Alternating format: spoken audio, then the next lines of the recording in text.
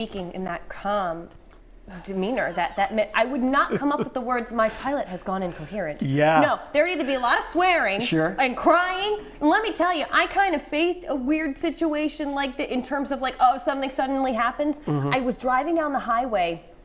So it's like a year or two ago, and in the opposite direction, you know, on the other side, there's the grass that kind of like dips in the middle. I watched this truck drive and go and then roll sideways a few times. So I pick up my phone and I'm still going because you're on the highway, you just kind of witnessed it. And I'm describing it. It was the worst description ever.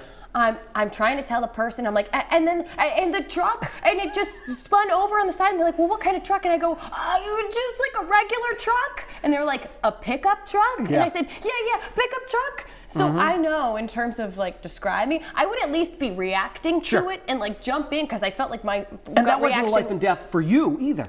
Like that person. No, but it could have been for the other person. Sure. Like I don't know if the truck flipped. I don't know if that person was okay. So at least my gut reaction was, let me get help. Yes. But I was not speaking in this tone or this manner that this gentleman was, I'm at 9,100. I know. Will you help me land the plane? I know. Bravo to him for keeping his cool, because I think that's how he did it. Right. Well, not only keeping his cool, but the more you look into the story and how it all went down, he was on the way back from a fishing trip from the Bahamas to Florida. And when all of this happened, the pilot slumped over the wheel. So when he slumped over the wheel, it pushed the wheel forward. So he had to get the guy out because at that time it was nosediving into the water. He had to move him out of the way, pull the stick back. He was wearing flip-flops too, and they were saying he was doing the pedals with the flip-flops. And the headset, he wasn't plugged in. So he had to find the altitude, he had to find the airspeed, all in that time to level the plane up. Have you ever looked at that dashboard of a airplane? Airplane, yeah. How did he even find where the headphones went in the right amount of time? I would hope it would be like labeled with a big arrow. Let's hope he leveled up the plane first before, and then he had to get... I think, right? And then he just like pull up on it? Pull back on it, And then he had to get a hold of the guy to talk him in. And the funny thing is when he landed the plane, the air traffic control guy, the instructor, didn't even realize he had already landed the plane, and he's like, "You landed?" He goes, "Oh yeah, the plane's already down," and he had never done that before. But some people, when things happen, they go into this mode where they can just do it. And how impressive it too! You hear of all these crazy stories, like a little kid like lifting a giant. I don't know, like a giant like basketball hoop that like you wouldn't be able to lift, but their brothers, sisters like trapped underneath it, and so you get it's like something triggers, and that's that adrenaline, and you are able to do something that maybe you thought you would never have to do, or you didn't think that you could do. I guess what did the guy have to lose? I guess give it a shot because nothing else he could do. Given the situation, give it a try. You jump right in. The alternative is worse. Exactly. Brendan, do you think you would have kept your cool up? Oh no. Guys, my co-host is incoherent. Oh. So I'm going to be all right. We'll talk you through it, Eric. So what you're going to do is you're going to I'm going to be all right. Okay. I'm going to be okay. But see, Eric was ready to jump right in. Of course, I wouldn't have expected anything less. He's a real man, unlike I have a hangnail.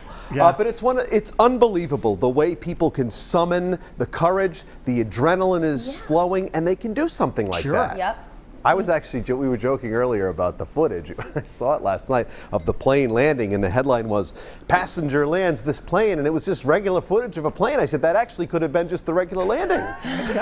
But at the same time, we know what happened, and it was quite remarkable. Yeah, very cool. All right, let's check in with our viewers to see what you guys had to say about this topic. Could you rise to the occasion? Could you take care of one of these situations? I think some of our viewers could, but let's find out with their examples. Dennis is up first. One time I was riding along with a relative when they started going into rapid fire sneezing and lost visual control of our vehicle. I grabbed the wheel, pulled us over while he worked the brakes. 5 minutes later, we were on our way. All right, Dennis has spoken. Who's up next? James remembers when I was about 10 years old, I had a cat who was choking on a chicken bone. Oh boy. I picked him up, started pressing against his belly, and he was able to spit out the bone. Oh my goodness. It was very scary for those few moments. Bonnie adds, nothing like landing a plane, but when I was a kid, I got stuck going down an enclosed water slide halfway down. Why have we never heard about this? The tube got caught going around a sharp turn. I was yelling for help. I'm sorry, Bonnie, I love you, but I can't imagine you in this situation. And then I felt them Rushmore water down. I made it out fine, but was scared to go on water slides for a while after. I, too, had my own harrowing water slide experience if you've watched The Road Show regularly. And lastly here, Priscilla says, when I was in high school, I went hiking with my brother and some friends.